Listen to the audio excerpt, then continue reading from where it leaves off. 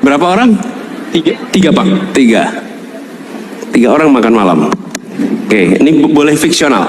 Boleh Pak. Boleh betul-betul imajinasi total? Iya Pak. Nggak harus hari ini ya? Nggak harus Pak. Jangan sampai salah gitu kan kita. Ini nomor 1, Nabi Muhammad SAW. Nomor 1. Lo boleh milih kan? Nomor 1 itu. Pahlawan saya, ikon saya adalah Mustafa Kemal Atatürk. Saudara datang ke kantor saya di Jakarta. Kalau saudara datang ke rumah saya di Jakarta, ada patung Mustafa Kemal Atatürk. Di kantor saya, di rumah saya.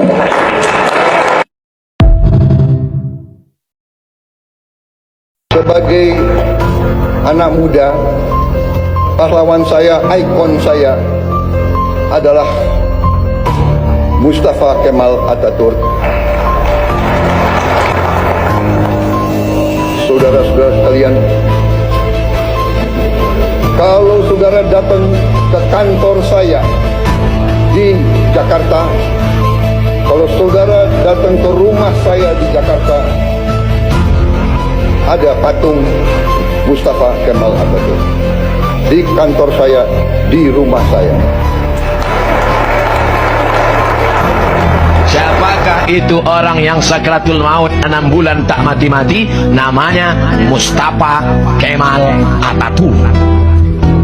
Siapa dia? Kuburnya di Ankara, Turki. Ketika jamaah mau pergi ke Ankara, mau tanya, Ustaz Somad, kami mau pergi ke Turki, Ustaz titip apa? Mau titip sorban besar? Jangan, hidung saya pesek. Ustaz mau titip jubah besar? Jangan, saya ceramah kemana-mana pakai celana, malamnya aja pakai kain sarung. Hati saya agak cemas sedikit, angin kencang tadi.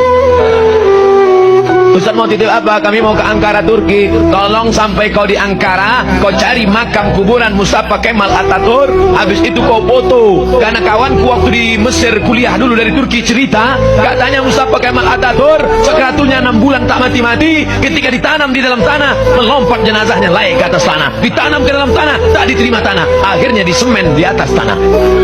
Difoto makamnya, dikirimkan ke nomor WhatsApp saya tengok, memang betul Ustaz, kuburnya di atas tanah. Gara-gara tak diterima tanah. Gara-gara apa? Karena punya kekuasaan, tapi justru dipakai untuk menghancurkan agama Allah Subhanahu wa ta'ala. Tarekat dibubarkannya. Masjid dirubahnya jadi museum. Azan tidak boleh pakai bahasa Arab. La haula wala quwata illa billah. Mana dia sekarang? Mati. Fir'aun mampus.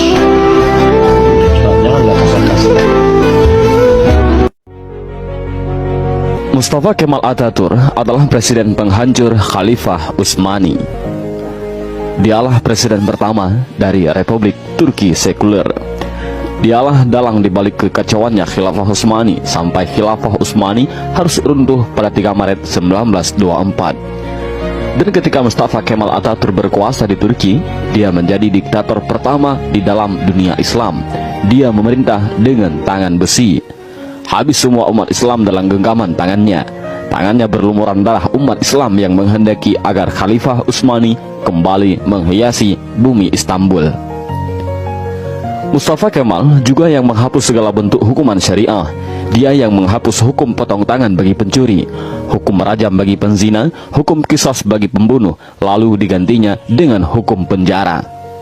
Tak hanya itu, Mustafa Kemal juga menghapus hukum waris, menyamaratakan ahli waris laki-laki dengan ahli waris perempuan, menghapus hukum hijab bagi muslimah, mengubah Masjid Hagia Sophia menjadi museum, kalimat azan diganti menjadi bahasa Turki, menggalakkan minum-minuman kamar di tempat umum, dan menjadikan majelis-majelis ilmu kemudian menggantikannya dengan tempat-tempat lokalisasi pelacuran dan diskotik.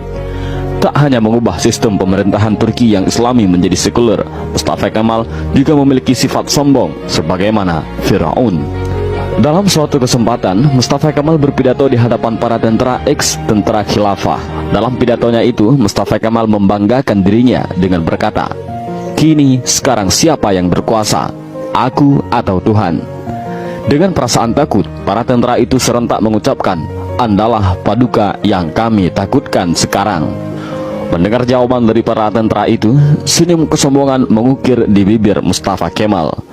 Tapi semua itu berhenti ketika periode akhir Oktober 1938. Saat itu, Mustafa Kemal awalnya menderita penyakit kulit, namun Mustafa Kemal menderita penyakit tambahan yakni malaria, lever, dan penyakit kelamin. Dokter pribadinya pun memberi salep dan dioleskan di kulitnya yang luka karena garukan dari kukunya. Dr. Abdullah Azam dalam bukunya Al-Munaratul Mafkudah menjelaskan prosesi ajal Mustafa Kemal Atatürk yang sangat mengerikan. Menurut Dr. Abdullah Azam, sebuah cairan berkumpul di perutnya secara kronis, ingatannya melemah, darah mulai mengalir dari hidungnya tanpa henti. Untuk mengeluarkan cairan dalam tubuhnya, dokter pun menusuk jarum di perutnya. Tapi hasilnya perutnya membusung dan kedua kakinya membengkak. Wajahnya pun menjadi pucat pasi dan terlihat seperti tengkorak. Mustafa Kemal yang sedang sakit menderita itu, kesehariannya dilengkupi rasa panas yang luar biasa. Bahkan, gatal-gatal dari tubuhnya semakin menjadi-jadi, hingga dia merasa tak tahan lalu menjerit sampai terdengar di seluruh istana. Para pekerja istana sangat ketakutan. Ketika Mustafa Kemal sudah menjerit karena kesakitan, badannya yang panas hingga melebihi suhu normal membuatnya tak mau masuk istana. Dia meminta dibawa ke tengah-tengah laut untuk menurunkan suhu tubuhnya, tapi suhu tubuhnya selalu naik dan malah panas. Syekh Dr. Said Husin Al-Afani dalam kitabnya Al-Jaza min Jinsil Amal mengisahkan bahwa sebenarnya Mustafa Kemal sudah mulai menderita kanker hati pada tahun 1936. Tapi anehnya para dokter yang mendiagnosa baru mengetahui Mustafa Kemal terkena kanker hati pada tahun 1938. Dan puncaknya, pada pagi hari tanggal 10 November 1938, Mustafa Kemal dinyatakan mati oleh tim dokter. Sakratul maut yang amat mengerikan bagi pengkhianat dan penghancur Khalifah Utsmani. Bahkan ketika akan proses pemakaman pun, para ulama Turki menolak untuk menyolatkan jenazah busuk Mustafa Kemal. Baru di hari ke-9, atas desakan dan permintaan dari adik perempuan Mustafa Kemal, barulah para ulama dan rakyat Turki mengkafani, menyolatkan dan menguburkan Mustafa Kemal. Tapi, naas, ketika jenazahnya akan dimasukkan ke bumi, jenazahnya terlempar ke atas. Para penziarah dibuat repot oleh hal ini. Untuk para ulama sepakat untuk menimbun jenazah Mustafa Kemal dengan bebatuan di bukit di Ankara. Baru setelah 15 tahun matinya Mustafa Kemal, jenazahnya kembali untuk dikubur. Tapi lagi-lagi, bumi menolak jenazah Mustafa Kemal. Hingga akhirnya, jenazah Mustafa Kemal dimasukkan ke dalam Museum Etnografi di Ankara, Turki. Jenazahnya ditimbun dengan bebatuan marmer yang bobotnya sampai 44 ton.